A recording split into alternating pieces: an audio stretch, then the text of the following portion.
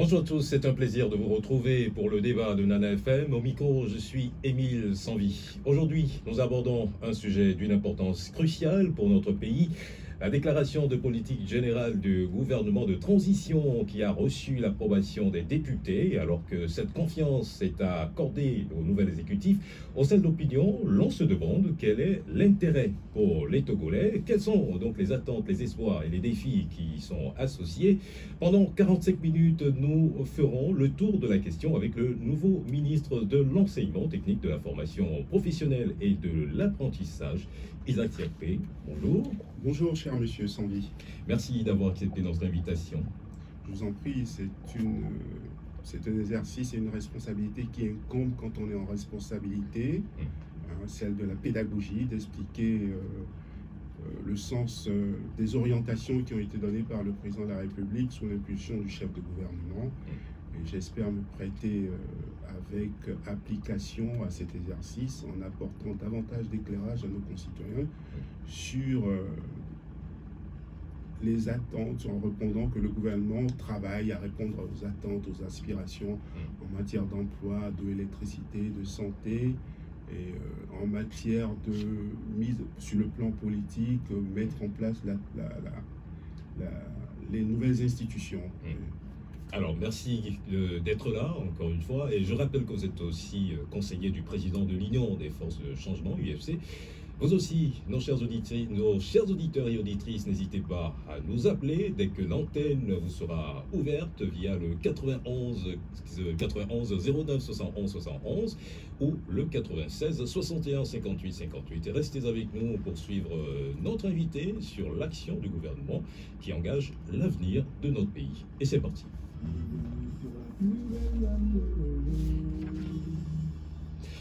Isaac Siakpé, une fois encore, bienvenue dans le débat de Nana FM. Je salue toutes les auditrices et tous les auditeurs qui sont à l'écoute. Alors, quels sont, on va dire, vos sentiments en tant que nouveau membre du gouvernement?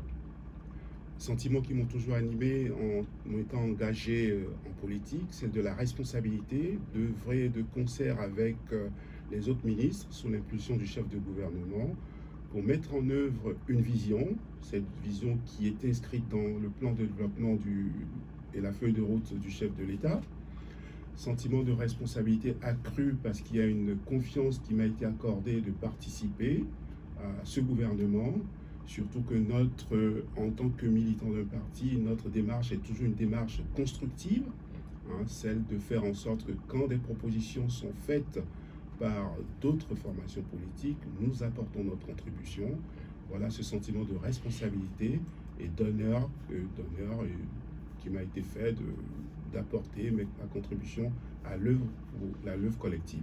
Alors, comment votre formation politique, l'UFC, a-t-elle accueilli votre nomination? Dans le droit fil de ce que j'ai dit, fierté, honneur, responsabilité, de faire en sorte que l'Union des forces de changement, qui est dans une démarche coopérative avec le parti au pouvoir depuis 2010. C'est dans le droit fil de cette ligne de conduite, de cette ligne politique que je suis ici, donc responsabilité accrue. Aux dernières élections législatives, l'UFC n'a obtenu aucun siège à l'Assemblée nationale et pourtant vous êtes au gouvernement. Comment ça s'explique? Écoutez, c'est toujours au nom de l'accord que vous avez signé avec le parti au pouvoir? Non, je pense qu'à un moment donné, quand le président de la République, qui est le président de tous les Togolais, quand il estime qu'il y a des compétences dans le pays et que ces compétences peuvent apporter leur savoir-faire, il décide, et c'est cela, une proposition m'a été faite de participer à l'action gouvernementale pour mettre en œuvre une vision, un projet, et j'ai accepté au sein du parti, j'ai accepté, voilà. Alors, la principale mission de ce nouveau gouvernement, de ce gouvernement de transition, est de mettre en place les institutions de la République. Alors, on va dire, la question que beaucoup de Togolais se demandent en ce moment, c'est de savoir quand exactement cette mission prendra-t-elle fin? Écoutez, strictement, la Constitution adoptée, promulguée le 6 mai, prévoit 12 mois. Donc je pense qu'à partir du moment où elle a été promulguée le 6 mai 2024, au plus tard 12 mois après, les nouvelles institutions seront mises en place, seront effectives. Vous avez vu, le premier volet a consisté en la nomination des gouverneurs. Ces gouverneurs, les conseils régionaux, vont se réunir bientôt. Suivra l'élection des sénateurs, suivra la désignation, l'élection du président du Conseil, l'élection du président de la République, la mise en place du Sénat, de la Cour de cassation, du Conseil économique et social, et à terme, selon le calendrier, l'agenda qui a été fixé, la feuille de route du gouvernement, je pense qu'au plus tard, mai 2025, toutes les institutions seront mises en place. Donc, et on basculera effectivement dans une 5e République de manière effective, avec ces institutions qui fonctionnent, et un régime parlementaire où tout le débat d'idées sera effectif. La vie politique s'organisera au sein des assemblées. La première, l'Assemblée, le Sénat, le Parlement, ensuite dans les collectivités locales, notamment les régions, le conseil de région, les conseils municipaux, déjà, ce qui est effectif. Alors, vous pensez que le délai dont vous disposez est largement suffisant pour mettre en place ces institutions-là, d'ici à mai 2025? Écoutez, on verra. Vous voyez déjà, les gouvernants ont été désignés.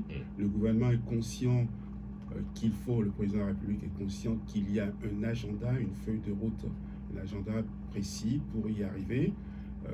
Des périodes, des séquences ont été déjà établies. Et donc, la prochaine étape, c'est les conseils régionaux et on aura le Sénat. Donc, je pense, sans être optimiste, que le gouvernement a conscience d'un agenda et nous ferons tout pour le respecter, pour parvenir à ce que les 12 mois de cette transition soient effectifs. Alors on en vient maintenant au premier conseil des ministres. Vendredi dernier, le chef de l'État a présidé bien évidemment le premier conseil des ministres du gouvernement de transition, et au titre des décrets, il a nommé 5 gouverneurs de région. Quel est leur intérêt en réalité pour les Togolais? Beaucoup se posent la question. Écoutez, le gouverneur, il assure d'abord la présence effective du gouvernement dans sa région, des pouvoirs publics. Donc, il est chargé de coordonner les politiques publiques dans la région. Le gouverneur, c'est un peu le chef de la région, c'est vraiment le chef de la région. Il est là pour assurer le contrôle de la légalité des actes posés par les conseils régionaux. Donc, si vous voulez, dans un microcosme, pour utiliser cette expression, dans le microcosme régional, le gouverneur est un peu le chef de la région. Donc, c'est dans le cadre un peu de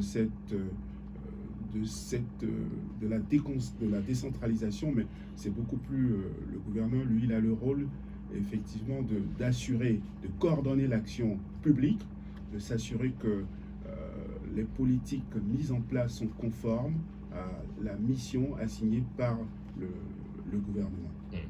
Alors, on va dire, la région centrale n'a pas de gouverneur. Pourquoi? C'est en cours d'évaluation par le chef de l'État et je pense que dans les semaines, les jours à venir, un gouverneur sera désigné pour la région centrale. Alors, Acha Dedi Afo est un civil. Il est nommé gouverneur de la région des Savanes, une région, on va dire, une zone en proie au terrorisme. Alors, est-ce que le gouvernement mesure la gravité de la situation sécuritaire dans cette zone-là? C'est même au nombre des priorités, puisque tant que vous n'avez pas de sécurité et de stabilité, vous ne pouvez pas assurer le développement. Et le président de la République, la chef de gouvernement, sont essentiellement focalisés pour l'action essentiellement focalisée pour défendre le territoire, surtout dans la zone des savanes.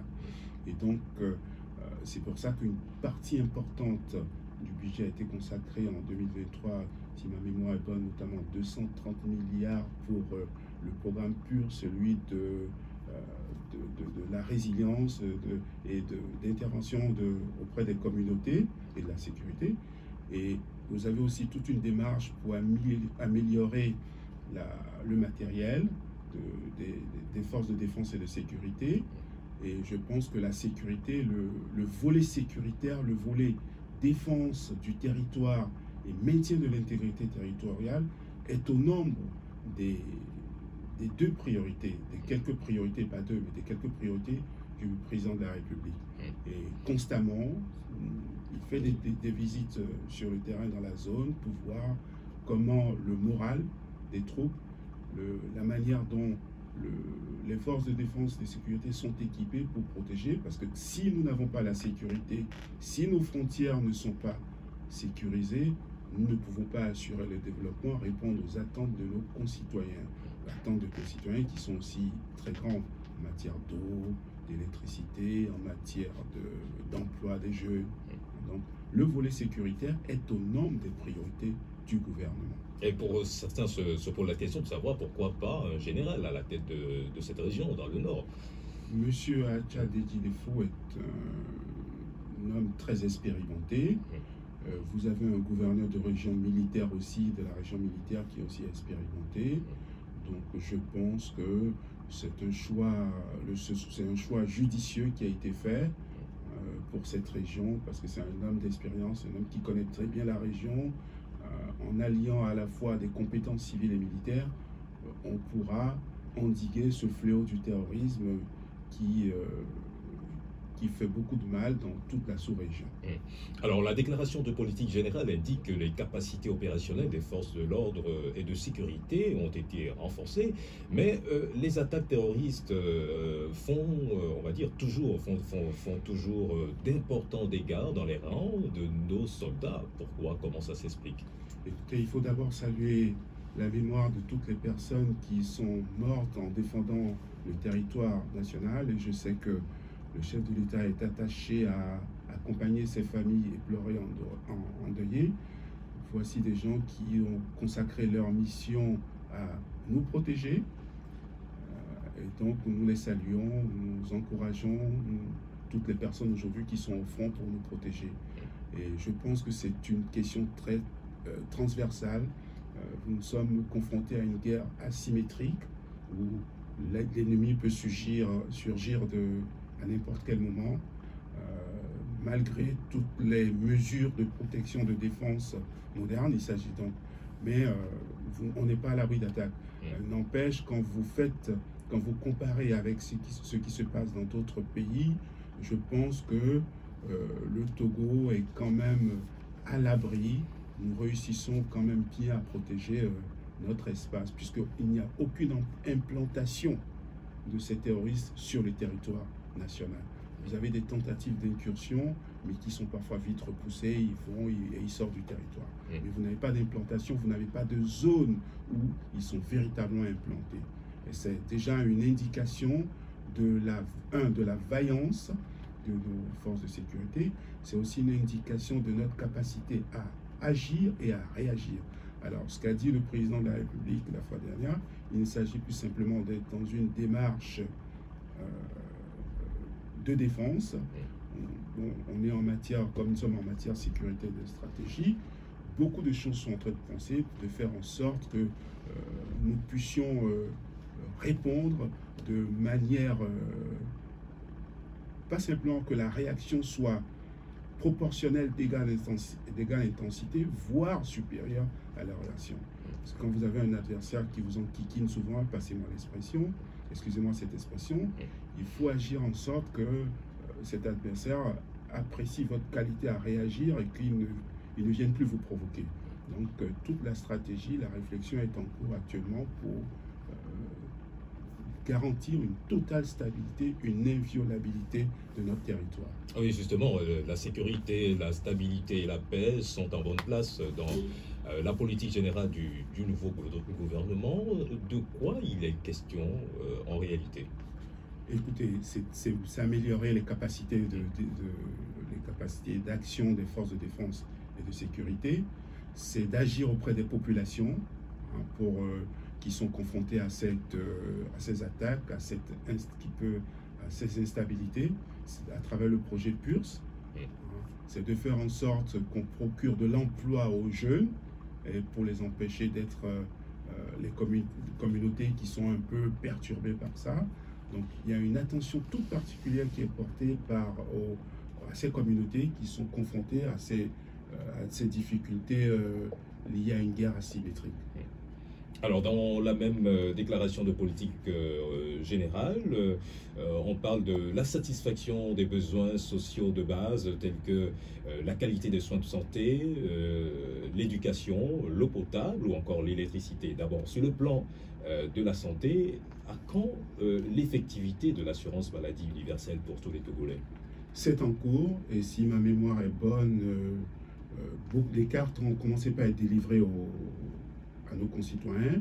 Et je pense qu'un certain nombre de cartes aussi sont en cours pour être délivrées à tous les concitoyens.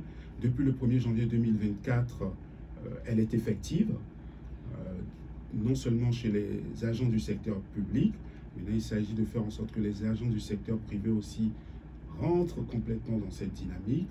Donc nous avons commencé, et l'une des missions du gouvernement au nombre des priorités sur le volet santé, sur le volet couverture universelle, il s'agit d'accélérer ce processus à la fois de la délivrance des cartes aux assurés. Il s'agit de rendre effectif aussi, d'accroître le panier de soins pour les acteurs du secteur informel. Donc ça fait partie des missions prioritaires qui ont été assignées aux membres du gouvernement, surtout aux ministres en charge de ce volet. Je rappelle que l'assurance maladie universelle, c'est un principe de solidarité à l'égard des personnes qui n'ont pas la capacité. Donc, ça impose que peut-être certains cotisent un peu plus pour aider les autres. Donc, il faut comprendre dans cet état d'esprit de la solidarité à l'égard de gens peut-être du secteur d'employés du secteur informel qui ont un niveau de cotisation peut-être un peu plus faible. Mais c'est en cours, c'est effectif. Aujourd'hui, le constat, c'est que l'informel est un peu le parent pauvre de cette couverture sociale. C'est pour ça, je vous l'assurer qu'on est en train de mettre en place, je pense que bientôt, un panier de soins pour tous les agents du secteur informel. C'est ça le principe même de la solidarité, de l'assurance médicale universelle. C'est de faire en sorte que toute personne vivant sur le territoire togolais puisse bénéficier de soins quand cela est nécessaire. Alors, en ce qui concerne l'éducation, la suppression des frais de scolarité facilite certes un accès massif des enfants à l'école, mais pose en même temps un réel problème d'effectifs. Comment le gouvernement pense régler ce problème de surcroît d'effectifs dans les salles de classe, surtout dans les établissements publics, les établissements scolaires publics? Alors, c'est pour ça que tout un volet de construction de classes est en cours, de nouvelles classes, pour réduire les effectifs, pour les faire passer d'une 80aine à une 60aine environ. C'est ce qui est en cours. Et là, vous verrez que dans la plupart, tout le gouvernement a reçu mission pour la rentrée à venir. Beaucoup de nouvelles salles de classe sont en train d'être construites pour réduire les effectifs dans les salles de classe. Donc c'est au nombre des priorités actuellement. Je pense qu'il y a dans la région, aussi bien dans la région maritime que dans la région savane, des classes sont en train d'être construites et les accueilleront de nouveaux élèves. Nous n'aurons plus des effectifs trop importants dans les salles de classe. Les effectifs pléthoriques, ça agit sur la performance des enfants à l'école. Alors, vous voyez par exemple dans le cadre de certains points de la feuille de route, dénote par exemple accroître la capacité d'accueil, mais fournir de l'enseignement de qualité. Donc, ces deux volets font que le gouvernement a pour mission d'assurer aussi bien dans les écoles de l'enseignement primaire et secondaire, de faire en sorte que les salles de classe, les conditions de travail soient améliorées pour fournir un enseignement de qualité. Donc là, c'est en cours, aussi bien dans l'enseignement primaire, secondaire que dans l'enseignement technique, dont je suis en charge. Et on construit des salles de classe, on s'efforce de fournir du matériel, d'équiper ces salles de classe pour fournir un enseignement de qualité, une formation de qualité, et que les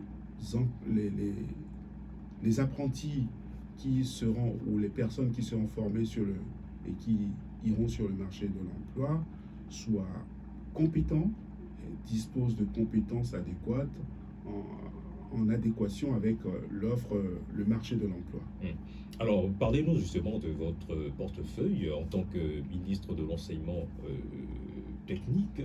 Quelle est la mission qui vous est assignée au sein de ce nouveau gouvernement?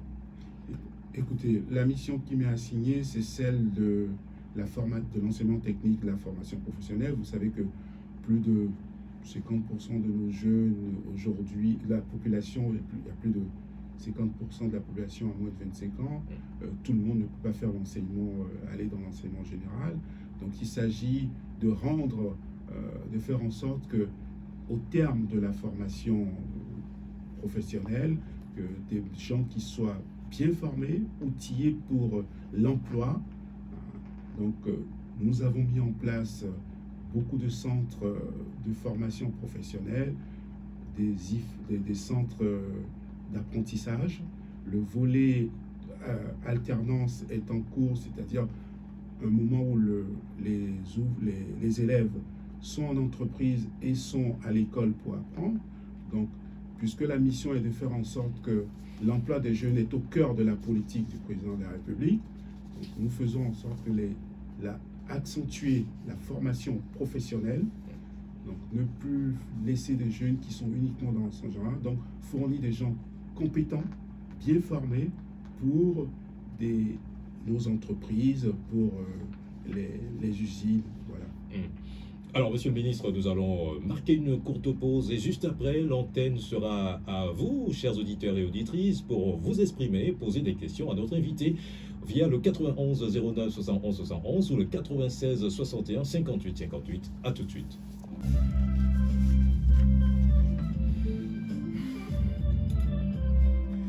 Si vous nous rejoignez à l'instant, nous recevons aujourd'hui le ministre des Enseignements, le ministre de l'Enseignement technique et de la formation professionnelle. Et nous évoquons donc les attentes, les espoirs et les défis qui sont associés au programme de politique générale du gouvernement. À présent, l'antenne est à vous. Vous pouvez vous exprimer et poser vos questions à notre invité au travers du 91 09 71 71 ou le 96 61 58 58. Avons-nous le premier auditeur en ligne? On le prend. Nana FM, allô, bonjour. Oui, allô, bonjour, monsieur Sandy. Oui, monsieur Michel.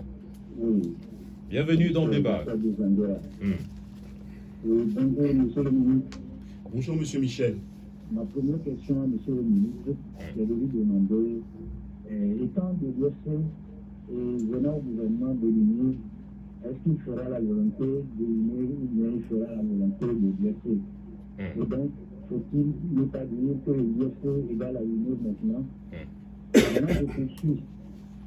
Quand vous prenez la déclaration générale du gouvernement de B1 et de Classou, en venant sur le cas actuel, je crois que nous nous allons pas la face. Il n'y a pas de différence.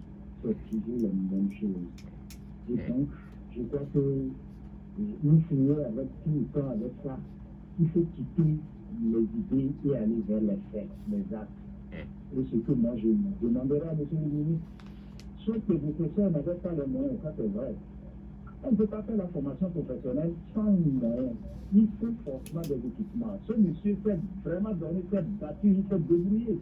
Mais seulement qu'il n'y a pas vraiment aidé à développer le secteur. C'est qu'il dit.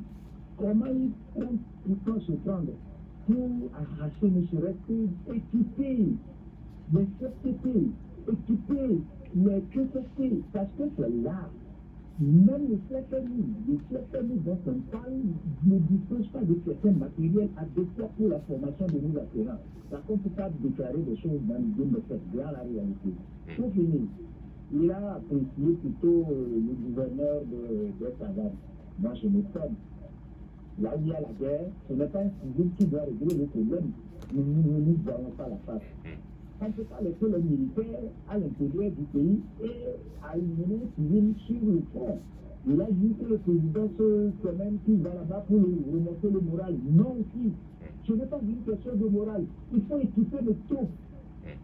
C'est qu'on avons bien ployé nos militaires que lorsqu'aujourd'hui, à l'heure actuelle, il y a des drones qui peuvent surveiller l'espace sur des centaines de kilomètres. Non. Moi, je dis, il faut vraiment qu'on change les choses. Merci. Mettre les gens, parce que nous sommes dans un régime militaro-civil. On vous a largement compris, Michel. Vous allez permettre à d'autres auditeurs également d'entrer en ligne. Nana FM, allô, nous prenons le prochain auditeur. Allô, bonjour. Oui, bonjour. C'est monsieur Oui, c'est monsieur Pélé. Pélé, bienvenue dans le débat. Bonjour. Bonjour, monsieur Pélé. Oui. Je pense que vous êtes dans le gouvernement qui est dans la transition pour aller à la qualité de politique. Je pense que ce tous nous fait confirmer que l'accord RCP existe, parce que ce procès toujours révélé par les faits. Ce que je voudrais dire comme conseil, il ne faut pas appeler à le porte-parole du gouvernement, mais de toute cette stratégie et cette technique, et surtout si c'est quelqu'un qui le fait fédéral, parce que c'est l'éducation.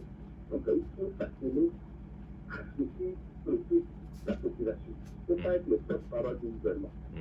Ce que je voudrais poser comme question aujourd'hui, quand nous voyons l'UFC de 2007 avec des 7 sièges, 2013, 3 sièges, 2018, 7 sièges, et retombé en 2024, 0 sièges. Comment vous trouvez le site d'aujourd'hui? Merci. Merci Pélé. Nous allons prendre le prochain auditeur qui se signale. Nana FM, allô, bonjour. Allô? Bonjour Max. Oui, bonjour. Bienvenue dans le débat. Oui, bonjour. Bonjour, Max. Oui, je pense que M. Tiapé doit être un historien, si je me trompe. Entre autres. Tout à l'heure, il a dit que l'élection des sénateurs ou le chef de gouvernement, selon la Constitution, la nouvelle,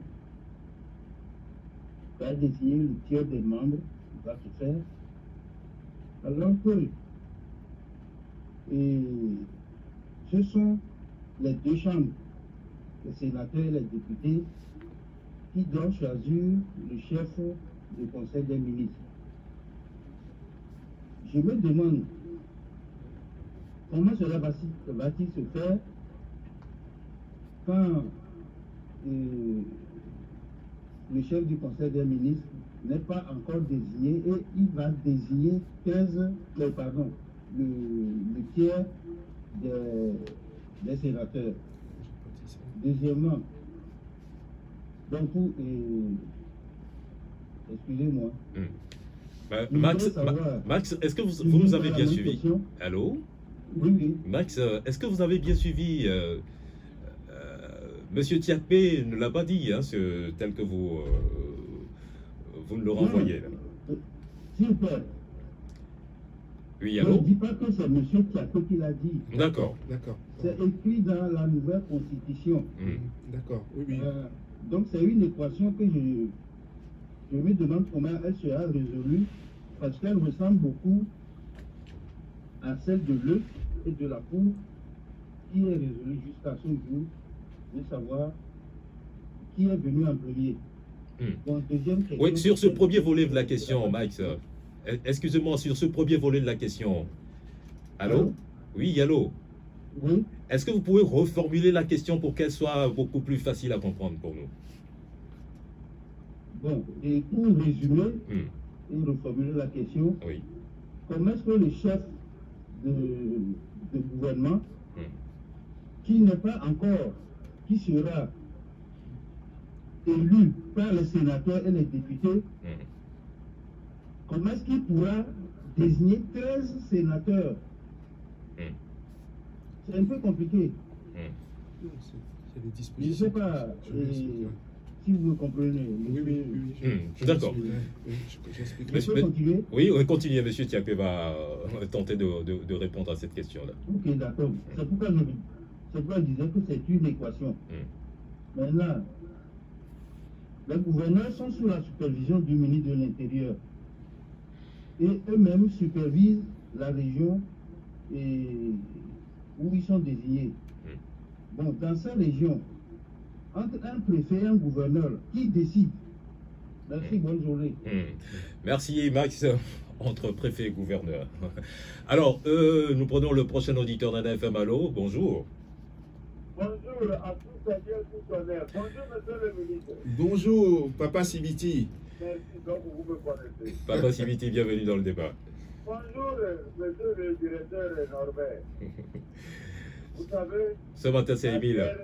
La guerre des politiques, c'est parti, c'est pas mon problème, c'est la paix. Que vous soyez ANC et IFC et UNIS, œuvrez pour la paix, c'est le devenir de tous les Togolais, l'amélioration des conditions vitales des Togolais. Je voudrais vous prier d'aller dire à notre président, je dis notre président, la chose de l'Union, Mornia Toubé, et son premier ministre, le ministre Koukourkou, et tout, de tout faire, les fonctionnaires, les retraités.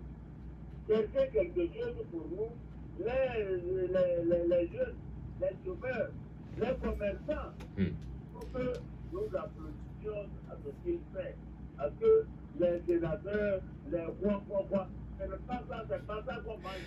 Oui, Papa Sibiti, si vous demandez au chef de l'État de faire quelque chose pour vous, à quoi est-ce que vous faites allusion concrètement? Vous-même, vous ne connaissez pas.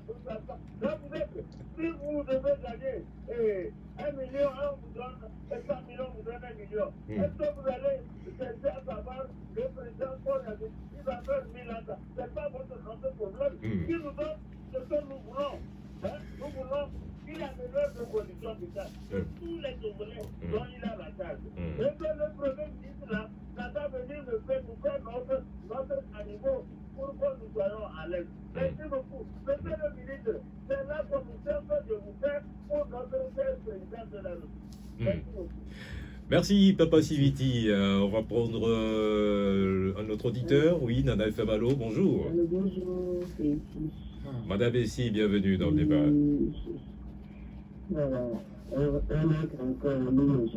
Vous avez une question à notre invité, le ministre Isiak Tiakwe. Vous avez une question au ministre? Oui, une question. Monsieur Tiakwe, il sait bien, c'est un historien, je crois, non? Bon. Il sait bien que tout ce qu'il dit, rien, c'est la même chose dans une dictature. Voilà, il le sait très bien. Et maintenant, comment il comprend que une constitution... Madame Essie, je me permettrai de vous dire que, allez revoir, c'est quoi une dictature? Il y a des espaces de liberté dans notre pays. Je me permets de dire que... Non, mais... Certifier les gens refusent de lire les textes dans la Constitution. C'est votre... d'alterner tous les 5 ans. Madame Essie, oui, Madame Essie, est-ce que vous avez une préoccupation, particulière à exprimer à notre invité? Je veux lui dire que, est-ce qu'on collabore avec une dictature? La dictature, c'est quand tu dépasses un mandat. Non. Tu dépasses un mandat, tu n'es pas le chef de la République. Les mots ont un sens. Tu en crées pour soi, et puis tu fais ce que tu veux. Est-ce qu'on a besoin de tout ça? Tout le reste, machin. Est-ce qu'on en a besoin dans cette République du Congo qui n'a jamais connu d'alternance et de démocratie? Madame, est-ce qu'on en a besoin pour que vous alliez collaborer avec? C'est ce qu'on fait. Madame Essie. Madame Essie, vous voyez, même le fait que vous soyez en antenne, la virulence de vos propos, de vos opinions en s'exprimant, c'est la preuve même que nous ne sommes pas en dictature. Vous savez, nous sommes en démocratie, on n'a jamais alterné. Déjà, l'une des manifestations, oui, mais c'est un des mots, l'une des manifestations. Alors, je pense que on va... Non, mais on va pas faire... Mais on va passer à notre auditeur. Madame Messi, on vous a largement compris sur votre position. Merci d'être intervenu dans ce débat. Nous allons revenir tout à l'heure sur ces différentes préoccupations. Vous aurez la parole pour répondre. Avons-nous un dernier auditeur? Nous allons le prendre. Nana FM, allô, bonjour. Bonjour, c'est Armand. Armand, bienvenue dans le débat de Nana FM. Bienvenue. Je vais essayer d'aller vraiment. Ce qui me préoccupe, moi, c'est la formation professionnelle. Aujourd'hui, nous constatons vraiment que l'enseignement général a atteint un niveau qui plafonne un peu. Avec les IPAD, on a eu... Armand? Il est parti. Alors, nous allons mettre un terme aux appels et répondre rapidement aux préoccupations de nos auditeurs, en commençant par celle de Papa Sibiti qui vous demande de dire au chef de l'État d'améliorer les conditions de vie de tous les Togolais. C'est un message qu'il vous demande de transmettre au chef de l'État. Je vous dirais que le premier conseil des ministres auquel j'ai participé, le chef de l'État, dans son premier mot, a demandé à tous les ministres d'être davantage attentifs aux attentes des populations. Il a cité, entre autres, la question de l'électricité, les questions parfois d'inondation. Il a demandé aux ministres d'être humbles, d'être proches des populations. J'ai été particulièrement...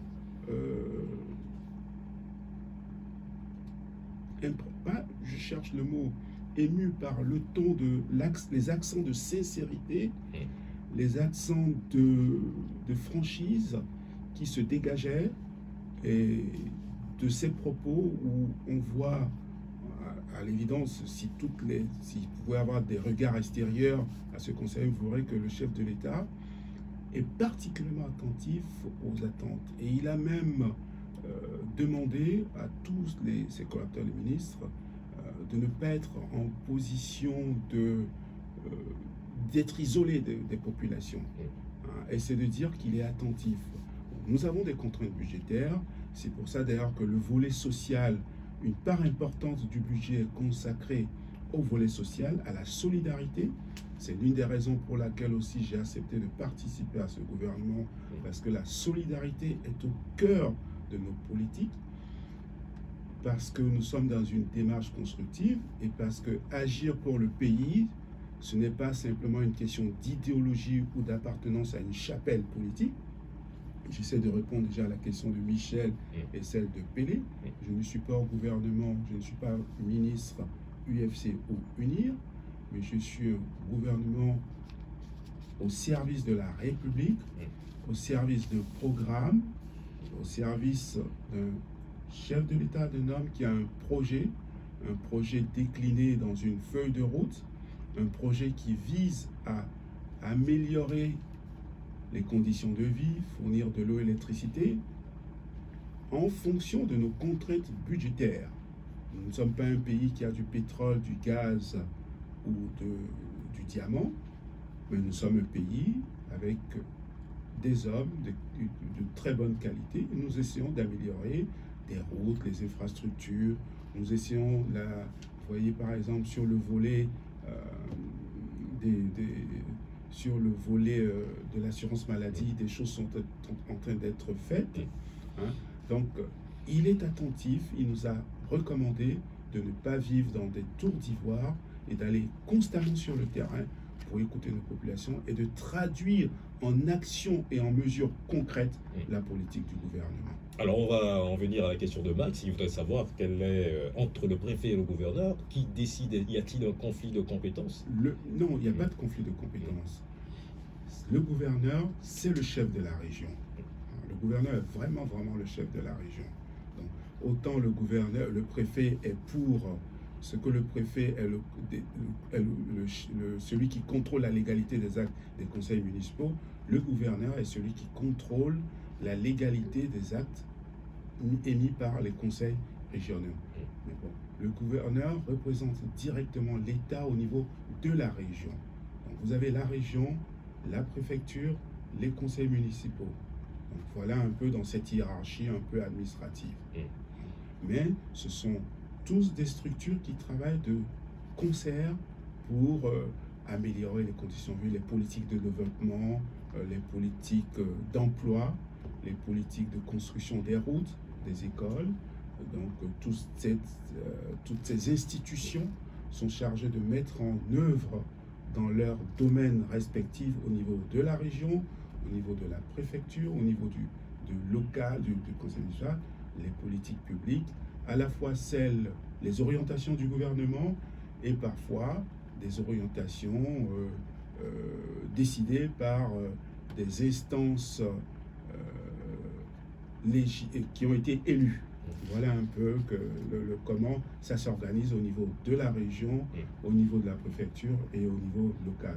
Je en profite très rapidement. C'est la deuxième question de Max. Ah oui. Alors, c'est les deux chambres en réalité. Non, mais le cadre, en fait, le cadre institutionnel est fixé par la Constitution elle-même, puisque nous sommes dans une période transitoire qui court pendant les 12 mois et qui fait que les conseils régionaux, les exécutifs vont se mettre en place bientôt. Les sénateurs vont être élus. Le président de la République désignera les sénateurs. Ces sénateurs seront désignés et ainsi, on aura après la désignation du président du conseil et nous aurions après la désignation, l'élection du président de la République. Donc, dans cette séquence qui est bien balisée institutionnellement, nous avons les conseils, les études des conseils régionaux qui vont se mettre, les gouverneurs ont été désignés, les conseils régionaux vont se mettre en place, les sénateurs vont être élus pour les 2/3 par les deux chambres, par le Congrès, c'est-à-dire le Parlement plutôt, qui réunit les deux chambres, enfin, pas les deux chambres, oui, qui réunit les deux chambres. Et ces sénateurs, quand ils vont réunir le président de l'Assemblée nationale et le Sénat. Voilà. Les deux chambres. Mais d'abord, les sénateurs seront élus par, une partie sera élue par les conseils régionaux et l'autre partie désignée par le président de la République. Voilà comment ça va se faire. Alors, Michel voudrait savoir... Oui, la séquence est très très claire. Alors, allez-vous faire la volonté d'unir de l'UFC au gouvernement? C'est la question de Michel. Non, mais la question n'est pas... La question, elle n'est plus... Vous voyez, il faut désidéologiser les questions politiques dans notre pays. Fournir de l'eau et l'électricité à nos concitoyens, ce n'est pas une question unir, une question RPT. Les politiques aujourd'hui, c'est clair, les objectifs, c'est de réduire la misère et la pauvreté, c'est de faire en sorte que les femmes, nos femmes dans les régions puissent, quand elles veulent mettre des enfants au monde, qu'elles aient accès à des soins, que les conditions sanitaires soient bonnes. Et là, il ne s'agit pas d'être progrès, applaudé, de se référer à un passé, d'être... Non, il s'agit simplement de réduire la misère et la pauvreté, comme je dis, dans un contexte, dans un environnement budgétaire qui peut être difficile pour la plupart des pays. Donc la question, c'est la République, toutes les compétences, tant qu'elles peuvent apporter leur contribution à ces objectifs-là, qui sont des objectifs apolitiques, celle de, je l'insiste encore, la misère, la pauvreté. Voilà les défis auxquels, c'est pour ça, être un libéral, un socialiste, dans nos pays, ça n'a pas de sens. Dans les pays africains, ça n'a pas de sens. Alors, la dernière question de Michel, pour boucler, comment comptez-vous vous battre pour avoir de quoi assurer une bonne formation professionnelle au Togolais? Ben, voilà, c'est au cœur même, c'est-à-dire c'est au cœur de la politique du gouvernement. C'est de faire en sorte que, au sortir de l'école, les jeunes aient des compétences pour trouver un emploi. Donc, c'est de faire en sorte que, de diversifier les offres de formation. Donc, c'est pour ça que le volet important, l'accent a été mis sur la formation professionnelle, l'accent est mis sur la diversification des offres de formation.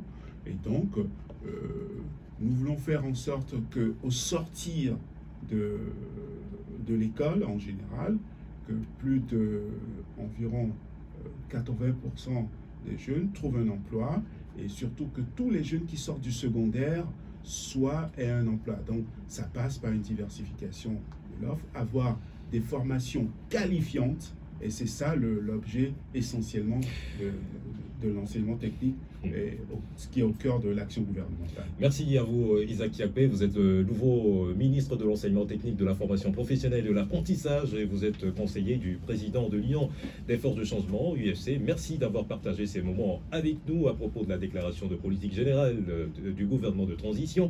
Cette émission est à réécouter à volonté sur nos réseaux sociaux, notamment sur la chaîne YouTube officielle de Nana FM. Merci à Stan Teko pour la complicité technique. Moi, je suis Émile Sanvi. Très bonne suite des programmes de votre radio.